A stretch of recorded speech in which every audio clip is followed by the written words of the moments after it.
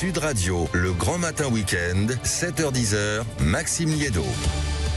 Bienvenue si vous nous rejoignez sur Sud Radio, il est 8h34 et jusqu'à 9h, le temps du débat avec cette question que l'on vous pose sur l'application, le site et les réseaux sociaux Sud Radio concernant les municipales 2026. Ça peut vous paraître lointain, mais ça arrive en réalité dans quelques semaines seulement. Est-ce que vis-à-vis de leur maire, les Français sont devenus des administrés rois? La question est posée alors qu'il y a un sondage exclusif en une de la tribune menée par l'IFOP dans la tribune du dimanche qui nous explique que les priorités des Français, la sécurité, les finances publiques, la santé, il y a aussi une grande majorité des maires qui vont se représenter, près de 6 maires sur 10, mais on trouve également des Français de moins en moins satisfaits de leur maire et quand même toujours la sensation, c'est en tout cas ce qu'on découvre dans ces chiffres-là, que les Français prennent les maires pour vraiment la personne qui doit résoudre tous les problèmes, alors qu'ils vivent en réalité dans un quotidien de plus en plus compliqué, écrasé par les normes, écrasé par la pression, écrasé par un État qui est un mauvais gestionnaire. Mais est-ce que nous, Français, est-ce qu'on n'en demande pas trop à notre maire? Ne nous comportons-nous pas comme des administrés rois? C'est la question en réalité qu'on va vous poser au 0826 300 300. Et puisque vous nous écoutez ce matin et que vous passez un bon week-end à l'écoute de Sud Radio, je vous propose également de gagner un jeu. Il y a un seul mot à envoyer, c'est le mot Sud par SMS au 7 20 18. Le mot Sud à envoyer au 7 20 18 pour gagner. Alors là, mais je suis presque jaloux, un calendrier de l'Avent Cluedo. En réalité, vous allez pouvoir découvrir, manipuler des énigmes uniques. Bref, c'est idéal pour vous retrouver et pour avoir un calendrier de l'Avent à décortiquer en famille de la marque Cluedo. Et donc, on vous l'envoie si vous envoyez le mot Sud au 7 20 18. On vous passe un petit coup de fil avant 10h. Mais cette fois-ci, on retrouve les choses sérieuses, le débat du dimanche.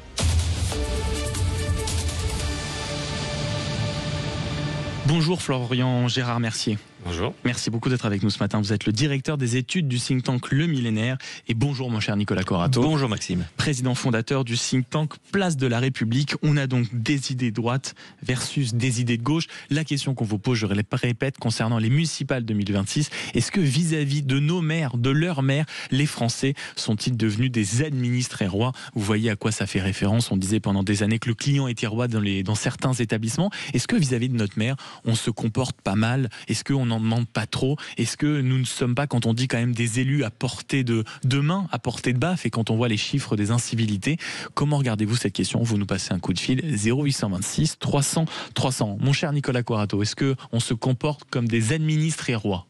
Alors, c'est possible, c'est tout à fait possible. Il y a un mouvement global qui est quand même que de plus en plus les citoyens sont traités ou évoluent comme des consommateurs. Et que finalement nous sommes habitués, nous humains, dans la société moderne qui est la nôtre, à consommer, et que d'une certaine manière nous consommons de la politique comme nous consommons d'autres biens courants de consommation. Donc les maires n'échappent pas à ce mouvement global de consumérisme, et on a l'impression qu'effectivement les administrés dans les communes consomment les services publics municipaux, consomment les élus municipaux comme ils consomment d'autres types de services. L'autre mouvement, qui est un mouvement plus précis, c'est un mouvement quand même de désengagement de l'État qui est pas nouveau, qui date d'il y a plus de 30 ans, et qui fait que les services publics nationaux ont reculé dans les communes. Je prends l'exemple de la police, par exemple. On a de moins en moins de policiers nationaux sur le terrain, et qui sont remplacés par les policiers municipaux. Et donc la commune, elle fait face, et elle réagit avec les moyens qui sont les siens au désengagement de l'État, ce qui fait que les citoyens, effectivement, sont tentés de se comporter comme des administrés rois et de demander des comptes aux élus municipaux. Florian Gérard Mercier, est-ce que les Français se comportent comme des administrés rois avec leur maire? Alors, moi, je pense que non. En tout cas, se dire que les Français dans leur ensemble font cela, c'est pas vrai. Quand on regarde la hausse des incivilités, quand on regarde, je pense qu'on avait tous été extrêmement choqués par l'attaque brutale du maire de l'Haye-les-Roses pendant les émeutes Naël en 2023. Ce sont des faits d'une minorité, un peu toujours la même, mais de minorités qui n'ont plus de respect, où il y a eu un affaissement de toutes les figures d'autorité, quelque part, les policiers, voilà, mais aussi les maires, qui pourtant restent la figure politique dans laquelle les Français ont le plus confiance. Donc, Je pense que quand on a 70%... Là, vous parlez en réalité de violence physique, mais quand on parle d'administrer roi, vous savez, il y a ce réflexe, on en parlait sur cette antenne, d'aller tout réclamer au maire, d'être violent parce qu'on n'a pas ce qu'il faut dans cette ville, pour une construction qui prend du temps, pour des travaux peut-être qui sont là depuis trop longtemps. Pour le simple fait, hier un maire nous racontait qu'il suffisait qu'il n'y ait pas de rendez-vous chez le médecin pour qu'on prenne rendez-vous chez le maire pour être violent. Est-ce que c'est ce comportement-là vis-à-vis du maire, vous diriez que ce n'est pas une tendance qu'on ne se comporte pas tellement comme ça? Alors, si, mais c'est plus complexe que ça, parce qu'il y a en réalité des réalités qui sont très différentes entre les grandes villes, où il y a quand même des maires beaucoup écologistes aujourd'hui qui font preuve d'une incompétence quand même crasse. À Paris avec Madame Hidalgo, c'est pire ce que vous dites sur les travaux, c'est ça, il n'y a aucun suivi. Tous les citoyens qui habitent ces grandes villes voient des rues qui sont ouvertes, refermées, réouvertes, refermées, etc. Donc des travaux permanents et une gabegie au niveau du BTP qui est dramatique. Et d'un autre côté, dans les communes rurales, effectivement, comme il y a des engagements de l'État aussi, un manque de services publics, et c'est peut-être ça l'enjeu principal. Et derrière, il y a effectivement toujours des Français qui se mettent à... qui sont aussi un peu désespérés peut-être, mais avec vraiment cette figure d'autorité qui a disparu, et donc les maires sont là en première ligne, et notamment dans les communes rurales. C'est ça qu'il faut se dire, c'est qu'il y a une différence fondamentale entre un maire d'une grande ville et un maire d'une commune rurale. 0826 300 300, est-ce que les Français se comportent comme des administrés rois vis-à-vis notamment de leur maire? On en parle parce que les municipales 2026 approchent et qu'on a un sondage exclusif IFOP pour la Tribune du dimanche qui a été publié ce matin. Je vous propose, avant qu'on poursuive la discussion, messieurs, qu'on aille faire un tour du côté du standard, et n'hésitez pas à nous appeler au 0826 300 300. Bonjour Pierre. Bonjour. Merci beaucoup d'être avec nous ce matin. Vous êtes du côté de Toulouse, vous, c'est ça? Voilà, je suis du côté de Toulouse.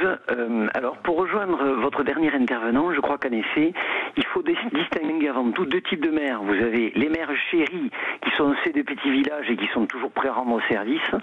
Et je dirais la deuxième catégorie, c'est les maires shérifs, ceux des grandes villes au-dessus de la mêlée, et qui veulent, eux, par contre, un peu imposer leurs idées et surtout mettre des normes, notamment avec la ZFE, donc ces fameuses voitures à faible émission, les voitures amendes là, qui circulent dans les villes, notamment à Toulouse. Et là, à mon sens, c'est presque dangereux pour notre démocratie. Et donc, l'administré va se comporter différemment en fonction, bien sûr, s'il vit dans une grande ville ou un village. Et je pense qu'en effet, dans les grandes villes, les habitants vont se détacher un peu des maires parce que en fait ils sont face à une administration, ils ne sont plus face à un maire élu. D'ailleurs, c'est souvent un président d'intercommunalité, enfin des métropoles, qui ne sont même plus élus d'ailleurs. Ce sont Il y a peut-être une proximité qui se perd, c'est ça que vous nous dites d'une certaine manière, Pierre. C'est une proximité qui se perd, et donc les Français deviennent de plus en plus exigeants parce qu'ils sont face à une administration et ils ne sont plus face à un maire comme dans les petits villages. Merci beaucoup Pierre d'avoir été avec nous du côté de Toulouse, où vous écoutez Sud Radio notamment au 101.8. Participez à la conversation 0826 300 300. Mon cher Nicolas Corato, quand on entend le camarade Pierre à l'instant, ça correspond aussi à ce qu'on nous dit, et je suis étonné de lire de tels commentaires, par exemple sur les applications, le site et les réseaux sociaux Sud Radio, à cette question municipale 2026, est-ce qu'on se comporte comme des administrés rois vis-à-vis de nos maires? Il y a notamment Oxypred qui nous dit non, ce sont les maires qui se comportent comme des petits seigneurs locaux, ou encore Vladimir Poutine, ça c'est amusant, les maires qui ont beaucoup trop de pouvoir avec des cadres administratifs à foison qui pourraient très bien se substituer à d'autres maires. Est-ce que vous, c'est votre ressenti? J'ai l'impression que vous regardez ça avec un petit regard interrogatif. Oui, parce que c'est assez paradoxal, c'est-à-dire que finalement, quand on regarde la réalité, je reprends ce que disait votre auditeur, il n'y a pas vraiment en matière de pouvoir des maires des villes et des maires des champs. L'intercommunalité, elle a touché les maires ruraux. Qui a aujourd'hui perdu le pouvoir de faire les choses et les moyens de faire les choses? Ce sont d'abord les maires des petites communes qui, il faut le reconnaître, finalement ont vu transférer l'intégralité ou quasi l'intégralité de leurs compétences et de leurs moyens à l'intercommunalité. Moi, j'ai l'impression quand même que dans cette histoire des municipales, les Français ont du mal à comprendre qui fait quoi et qui dirige quoi et qui paye quoi. Et qu'il y a effectivement vous parliez des fiefs, il y a une difficulté à comprendre quelles sont les compétences qui sont en jeu. La deuxième chose, quand on regarde le sondage dont vous parlez dans la Tribune du dimanche, ce qui choque, c'est que la plupart de ces thèmes, la santé, la sécurité, l'emploi, le pouvoir d'achat, finalement ne sont pas des compétences premières municipales. C'est-à-dire que les sujets qui sont en débat... Le fait d'armer potentiellement la police municipale... Mais c'est pas à la main des maires, c'est à la main des parlementaires. Pardonnez-moi.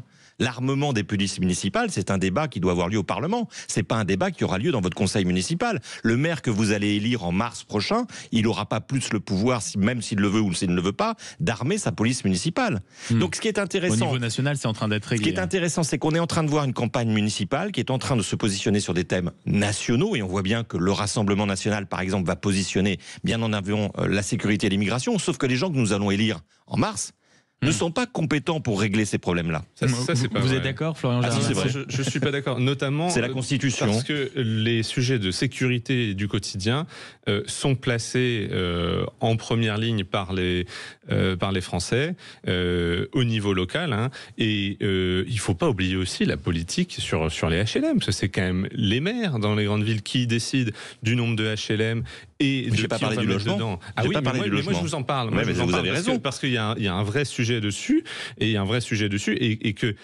notamment dans les grandes villes, on voit une forme, disons, une volonté de changer finalement la population de la ville pour la volonté de loger les gens peut-être, parce qu'il manque du logement cruellement en France. Mais pourquoi est-ce qu'il manque du logement? Parce que les maires ne délivrent plus de permis de construire pour du logement social. Voilà un sujet pour les municipales. Après, il y a aussi un sujet qui monte, on l'a vu d'ailleurs, c'est ce que dit le nouveau ministre de la Ville et du Logement, c'est Vincent Jeanbrun, qui dit en réalité qu'il faut expulser toujours les habitants de HLM quand ils sont délinquants, et il veut mettre visiblement certaines mesures en place parce qu'il estime que ceux qui ne travaillent pas depuis un certain temps notamment, n'a rien à faire en HLM. Je pense, sans peut-être trahir votre pensée, mon cher Florian, que c'est ça que vous vouliez dire et que c'est là où l'échange avec Nicolas va prendre une certaine tournure. Non, mais pardon, enfin, le sujet du logement pour les Français, il y a effectivement des sujets à régler sur le comportement de certains locataires dans les logements sociaux, mais on pourrait dire la même chose dans les copropriétés privées. Le vrai sujet pour les Français du logement, c'est de trouver un logement. Non, mais ça, c'est certain. C'est la crise du logement. Donc c'est pas en expulsant une centaine de délinquants comme Monsieur Jeanbrun.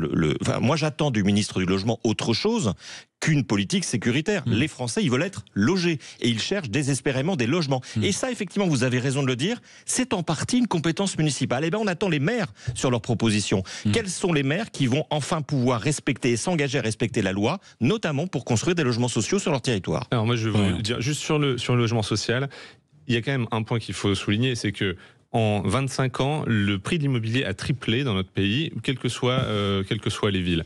Et étonnamment, ça correspond exactement à la loi Solidarité et Renouvellement Urbain qui a été votée par les socialistes il y a 25 ans, qui justement mettait des obligations de construction de logements sociaux. Parce qu'il faut bien se dire que quand on construit un nouvel immeuble, et qu'il faut qu'il y en ait 30% qui soit du logement social, que le bailleur, le constructeur doit vendre des logements à des bailleurs sociaux moins cher, ça veut dire que les logements autres qui vont être vendus à ceux qui ne vont pas rentrer dans des HLM va être plus cher. Et donc le point ici, c'est que on a renchéri le coût de la construction, et c'est pour ça qu'il y a moins de construction. C'est parce qu'on a artificiellement voulu baisser des prix et que donc on ne construit plus assez dans notre pays. Donc pour revenir dessus, c'est une question de sécurité, parce que depuis qu'il y a eu la loi Allure, il y a des ghettos, et donc il y a le problème de sécurité. Et c'est ça, en fait, où les maires peuvent agir dans les grandes villes et ne le font pas dans certaines grandes métropoles, on les connaît. 0826 300 300, est-ce que certains